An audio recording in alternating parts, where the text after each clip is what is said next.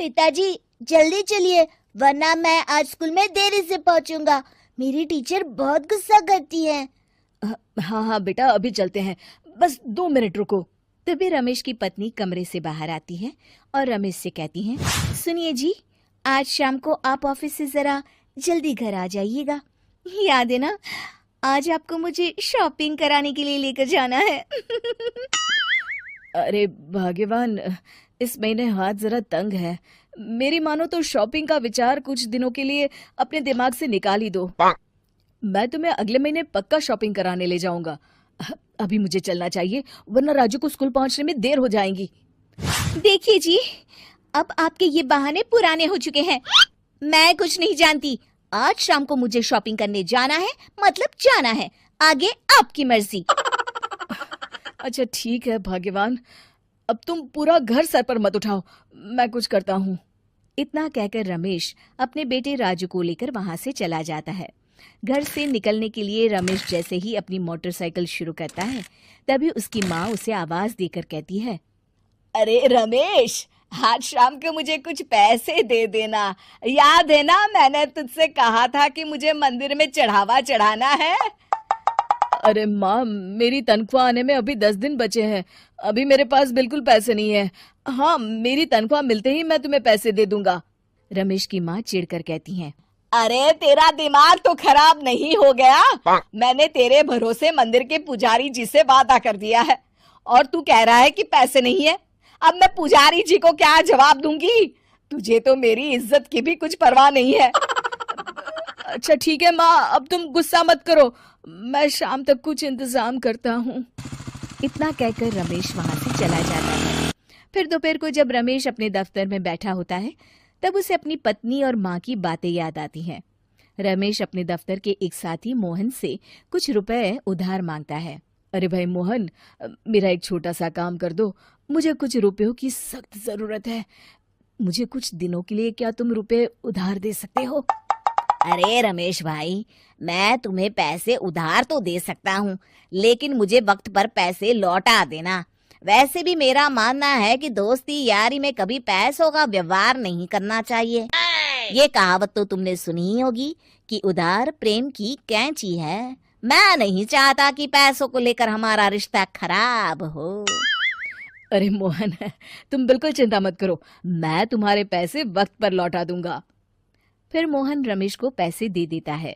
शाम को घर आकर रमेश कुछ पैसे अपनी माँ को देता है और साथ ही अपनी पत्नी को भी शॉपिंग कराने बाजार लेकर जाता है।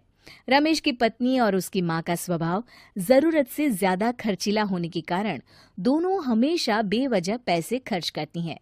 फिर एक दिन, सुनिए जी, अगले हफ्ते हमने छुट्टियों में कहीं बाहर जाने का प्लान बनाया था। आपने पैसों का इंतजाम कर लिया ना? अरे अभी कहाँ, अभी तो मेरे पास बिल्कुल पैसे नहीं है। हम कभी और चले जाएंगे। देखिए जी, मैंने सभी सहेलियों से कह दिया है कि मैं बाहर घूमने जा रही हूँ। अगर मैं नहीं गई तो सब मुझ पर हंसेंगी। आप कहीं से भी पैसों का इंतजाम कीजिए जी। इतना कहकर रमेश की पत्नी वहां से चली जाती है। वहीं दूसरी तरफ रमेश की माँ भी तीर्थ यात्रा जाने की जिद करती है और रमेश से पैसे मांगती है। फिर अगले दिन रमेश एक सेठ से पैसे उधार लेकर अपनी पत्नी और बेटे को घुमाने ले जाता है और अपनी माँ को भी तीर्थ यात्रा पर भेज देता है। लेकिन जैसे ही रमेश अपनी छुट्टियां बिताकर वापस आता है, कर्जदार उसका जीना मुश्किल कर देते हैं।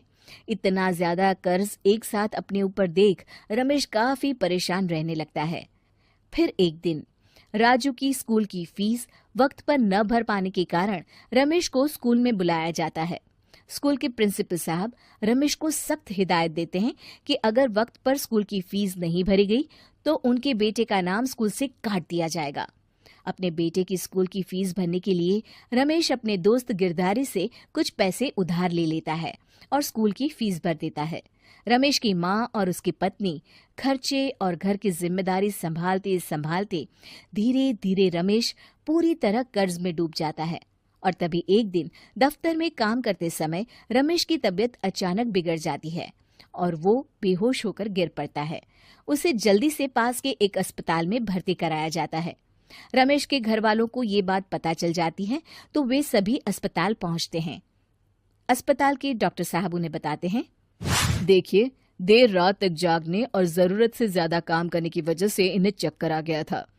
बेहतर यही होगा कि इन्हें कुछ दिनों के लिए पूरी तरह आराम करने दिया जाए।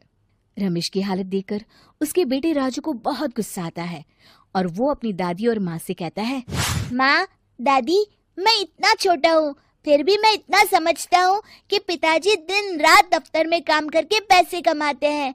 पिताजी अकेला पूरा घर संभालते हैं और आप दोनों अपने फिजूल के खर्चों के लिए उन पर दबाव डालते रहते हैं। आज पिताजी की हालत के जिम्मेदार तो आप दोनों हैं। राजू की समझदारी भरी बातें सुनकर रमेश की माँ और पत्नी को अपनी गलती का एहसास होता है और दोनों की आंखों में आंसू आ जाते हैं। फिर कुछ दिनों के बाद रमेश की तबीयत एकदम अच्छी हो जाती है और वो पहले की तरह अपने काम पर जाने लगता है।